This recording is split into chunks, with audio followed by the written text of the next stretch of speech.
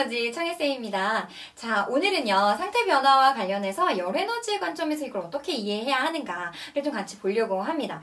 자, 먼저 선생님이요, 그래프 하나를 준비했어요. 그래프는 점점 가열을 해줄 때 어떻게 온도 변화가 나타나는지를 좀 살펴보려고 해요. 그래서 선생님이 고체를 준비했어요. 자, 그럼 우리 친구들 머릿속에 고체의 그렇죠, 입자 배열 떠올리면 되겠습니다. 자, 가열을 해줄 거예요. 자, 그러면 우리 친구들 쇠막대기 같은 거 들어봤죠? 탁 가열하면 어떻게 돼요? 고체잖아요, 그거.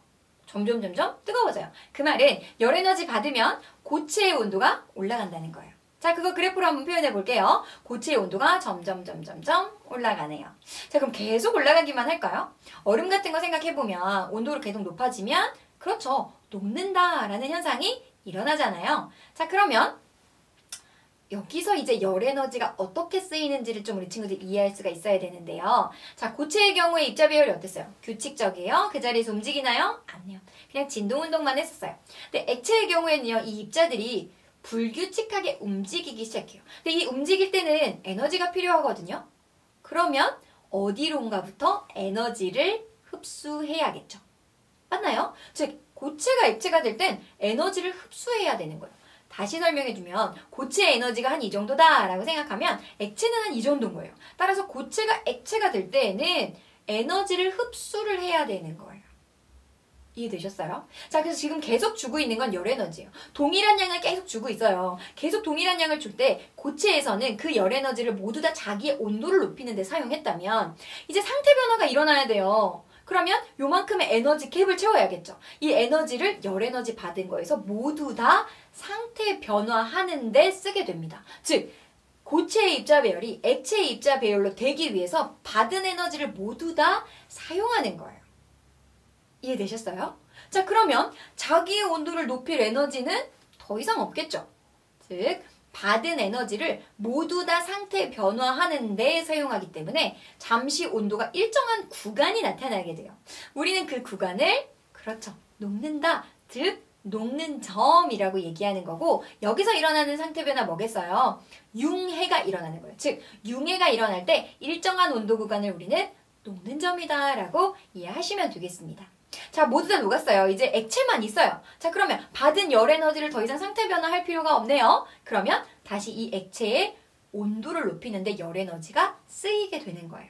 계속 온도를 점점 높여갑니다. 계속 열 에너지를 동일하게 주고 있고요. 자, 그럼 이 액체가 이제 다시 뭐가 되려고 해요? 액체 입자 배열에서 기체 입자 배열이 되려고 해요. 똑같아요. 액체 입자 배열 이만큼이라면 기체 입자 배열 이만큼이에요. 이 정도의 에너지 갭을 채우려면 받은 열 에너지를 모두 다 상태 변화하는데 써야 되는 거죠. 되셨어요? 그러면 받은 에너지를 모두 다 상태 변화하는데 쓰다 보니까 자기의 온도를 높일 수는 없어요. 즉, 자기의 온도는 일정한 구간이 나타나게 되는 거죠. 상태 변화하는데 열 에너지를 모두 다 써서 온도는 일정해져요. 즉, 액체에서 기체가 되는데, 즉 기화하는데 열 에너지를 모두 다 흡수해버려서 온도가 일정한 구간, 우리는 그것을 끓는 점이다 라고 이해를 해주면 되겠습니다. 되셨죠? 자, 그러면 이렇게 열에너지가 흡수되는 걸 보면 아까 고체가 액체가 될 때, 녹을 때, 즉 융해가 일어날 때 열을 흡수해야 돼요. 맞나요? 우리는 그것을 융해열 흡수라고 얘기하는 거예요. 이번에는 아까 액체가 기체가 될 때 역시나 열을 흡수해야 돼요. 우리는 그것을 기화열 흡수다라고 이해하시는 거죠. 자, 그러면 고체가 액체를 거치지 않고 기체가 될 때도 있겠죠?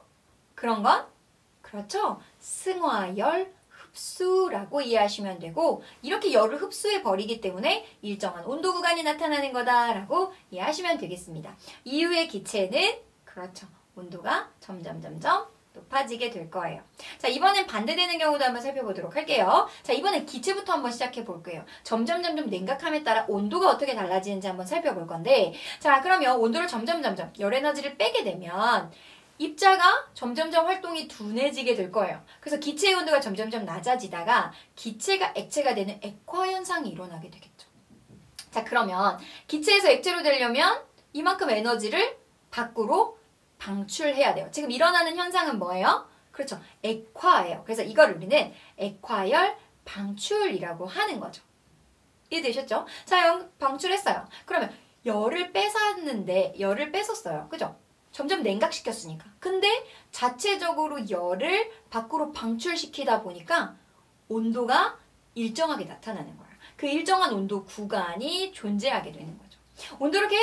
열을 계속 뺐어요. 자, 그러면 액체에서 점점 온도가 낮아지겠죠. 그러다가 액체에서 고체로 상태 변화가 일어날 수 있어요. 그런 걸 우리는 그렇죠. 응고라고 했어요.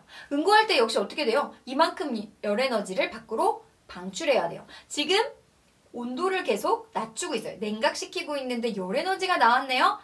그러면 그때 잠시 일정해지는 온도 구간이 나타날 거고, 그쵸? 그걸 우리는 언다라고 표현하는 거죠. 어는 점.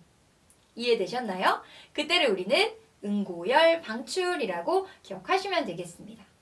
그리고 점점점 고체는 더 냉각되어져 가겠죠. 그러면 이런 경우도 있어요. 기체가 액체를 거치지 않고 고체가 되는 경우 승화였는데 이때 역시 승화열 방출이 일어나게 되겠죠. 됐나요? 그래서 보시면 우리 친구들 실생활에서 이런 액화열 방출이라든지 아니면 기화열 흡수라든지 이런 다양한 현상들이 일어나고 있습니다. 그렇죠? 우리가 아주 더운 날 마당 같은데 혹은 길에 물을 뿌려요. 왜일까요?